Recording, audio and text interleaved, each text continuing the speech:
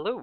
Recently, there has been a new skip, Mad Dummy Skip, has been discovered, and there's it is at frame perfect normally, but there is a setup that can be used with a technique that has never been used in Undertale runs before. It's the Alt Space buffer. If you press Alt and then Space, what happens is this window tab thing comes up, and your game, if you can see, the waterfall is not currently moving, so it is frozen. So what you can do is buffer Alt and right, like this, and essentially frame advance the game. Now there is a little bit of window sound in the background of that. That's not really important, but it will be a good way that you can set up Mad Dummy Skip. So if you don't already know how Mad Dummy Skip works, you should watch a video on how it works first to understand this better. But we are going to overflow the save. Make sure you save in this room. Overflow one of the trash can items. And skip this cutscene here. This is all standard stuff. If you already know how to do Mad Dummy Skip, you should already be able to do this. Okay, so now we are going to walk down while menuing over to the last text box. The last text box is going to say human. I'll show you what real heartbreak is. And you're going to see if you can see Frisk's feet kind of moving along the bottom here. Those feet are going to be what you use to set it up. You can set it up with the texture, or depending on how you do the skip, you can set it up with the text. But you're going to want to get into this pixel. So this is the pixel you will use. And so you're going to hold down, press C, and hold right. So now this next part is going to happen fast, so I'm going to explain it first and then do it.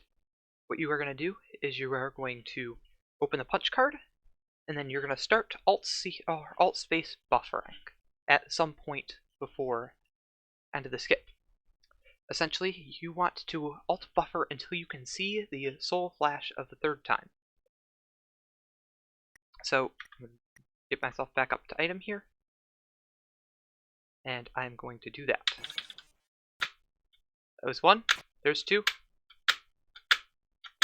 and there's 3. So now we are going to close this tab and press Enter or Z. I'm going to press Enter here to close the punch card and start moving. And you're going to do that essentially with the muscle memory that you would do in overflow. So Alt Enter. And what that should do is it should put you in that transition perfectly, as long as you got that menu buffer right. So I'm going to spare it, and we are going to die to Mad Dummy.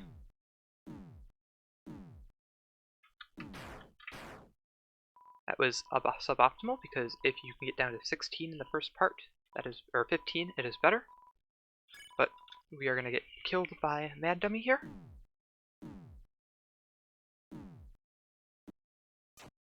And now, after we clear away this game over text box, it should show that we are in the position where we got the skip. There we go, we got the skip. Well, I'm going to head home now, and got Mad Dummy Skip.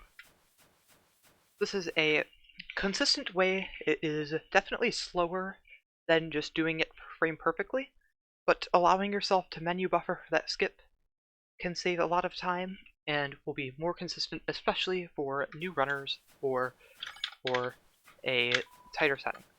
Now this is not part of the skip, but it is also something I want to show off. By overflowing here for the overflow wrong warp, because you only do get one shot at this wrong warp. If you walk in here, then you cannot come back. But that overflow also gives you the astronaut food, which you can eat during core puzzle. Instead of saving somewhere else in the run. This is important, or this is big, because with this skip you do save. It is the first time in Undertale really that essentially a mandatory skip comes with a save. So having that save means we don't have to save in, for example, after north-south, and you can actually do the door walk inside to save a lot of time.